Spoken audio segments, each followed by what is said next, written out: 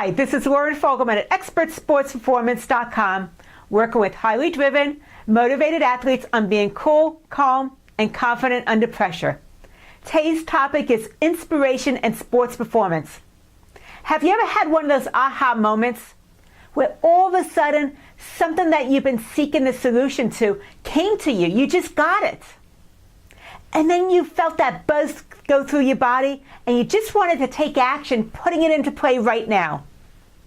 Well, the interesting thing about inspirations is that you can't force it. When you're focused on the problem and you're trying to make it happen, you're trying to find that solution, you're going to just get stuck. You're going to stay in that rut. You're not going to be able to get out of your own way. But those aha moments happen when you're relaxed, having fun, and possibly when you're not really thinking about that challenge that you're facing whatsoever. You're completely onto something else. Now, aha moments, that source of inspiration, is similar to zone performance. How is that? You tend to be very present focused. You're in the moment. And most people think that you can't force it to happen. You can't have any control over whether zone performance happens or whether it happens by chance. You hope for it and hope that it happens, but can you actually control it? Well, the same thing is true for inspiration. With inspiration, you can actually put some things into play, just like with zone performance, to be able to increase the likelihood that you can get inspired when you need it and that you can get into the zone when you need it. That's the similarities, is that it's about being present-minded and that you can train for it. And let me go through some of the things that you can do to help increase the likelihood of getting that inspiration when you need it. The first thing has to do with seek. I want you to seek out people, places, things that just inspire you. People that you look up to, or they help you to just kind of get out of your own way and take a new way of looking at things. So what would that look like for you? Who you would want to put yourself around, who motivates you, what places you go, where you get inspiration. For some people it's nature. For other people it might be going to a museum. Different things for different people. And what things could you be doing? What are the activities that you find very inspiring? They just bring you right into that moment. You get caught up with them, and there's this timeless quality. So those are the first thing, is to seek sources of inspiration, whether it's people, places, or things. After that, step away. I want you to step away from the problem so you're not kind of like struggling with it, and do something that's fun. That just kind of gets you right, once again, right into the moment, absorbs you, and you're having a good time. You're able to relax a little bit. When you step away and you relax, sometimes things come to you and click because your subconscious is still working on it, and it leads to insights. After that, shower. Okay, how many times have you been in the shower and you got some great ideas? Take a long, warm shower or soak in a hot tub and find that the warm water, the soothing, the relaxation, it just lets your mind float from one thing to another thing to another thing. And you could get some of your most inspiring thoughts in a long, warm shower or a hot bath. So think about a shower. And then the next one is spark. I want you to be able to find ways to bring art into your life.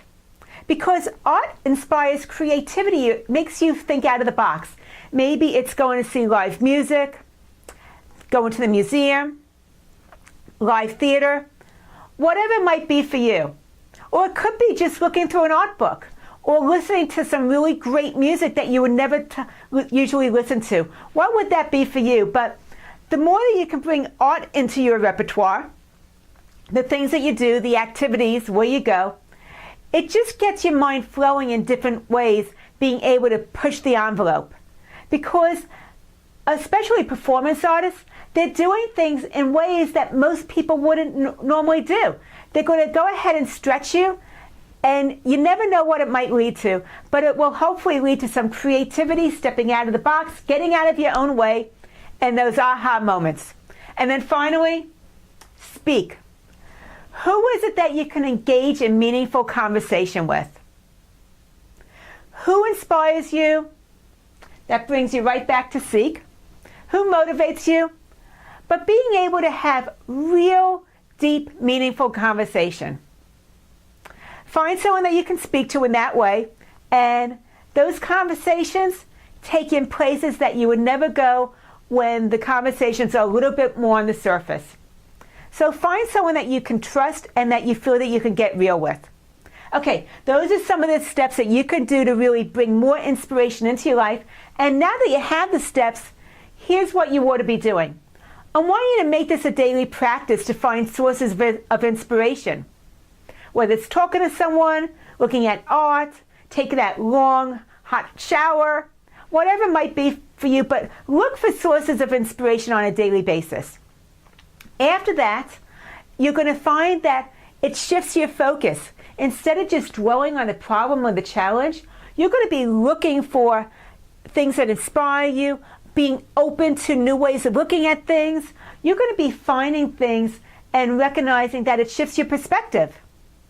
You're looking for something positive that uplifts you, that gives you that motivation, that gives you that drive, that kind of kicks it together for you. And that's so much different than when you're dwelling on the problem. And then the next thing is you'll realize that when you're in those pressure moments, you can pull from those sources of inspiration, and instead of going into the anxiety and the overwhelm, you can use that inspiration to really get you charged up, get you even more focused, to be able to get the job done and perform to the level that you know you're capable of. So here's the challenge. First of all, I want you to make it a daily practice. Let's do this for 20 days. Take a 20-day challenge, daily practice, look for sources of inspiration. Sometimes all you have to do is go to the internet and search it out. It's there on YouTube, and it's there on TED.com. Lots of places to find sources of inspiration without having to travel very far. Afterwards, I want you to journal on a daily basis what inspired you. Because writing it out reinforces what you got, and it lets you kind of take a different look at it coming from a different perspective. There's something about writing things down that just gives a really concrete message to your brain that this is something to pay attention to. So go ahead and journal on a daily basis your sources of inspiration. And as you're doing that, once again, it's giving your brain the message that this is something I'm tuning into. This is important. And you're going to start seeing more and more things that inspire you on a regular basis because you're making the choice to look for it. And when you're doing your journal, I want you to write down what inspired you and how did you get inspired from it? What came out of it? What was it that kind of clicked for you? The other thing is, did it influence you to take any specific action steps? If so, how did it influence that action? What did you do as a result of it? And finally, did you maybe change your perspective around something because of that source of inspiration? How did it maybe help you to step out of the box and look at something with a new lens than you would have otherwise because you got inspired? Well, that's about everything there as far as the inspiration goes. These are different ways to get inspired. You have your challenge of looking for daily sources of inspiration for 20 days and then journaling it about it to be able to reinforce it, giving your brain that message of we're on the inspiration path. I'd love to hear from you about what's inspiring for you, how it's going to make a difference, and how it's helped you solve a challenge. So go ahead and leave a post. Click the Facebook likes to be able to share it forward, and it gives me great feedback that maybe I inspired you in some way. And if you're interested in the 7 essential steps to peak performance, go to my website, expertsportsperformance.com, put your name and email address in the upper right-hand corner. Immediately you'll get the first of a video training series on those 7 essential steps for peak performance. I look forward to hearing from you. Leave a comment, click the likes button, and my mission is to show you how to stay cool when the heat is on. Lauren Fogelman, expertsportsperformance.com.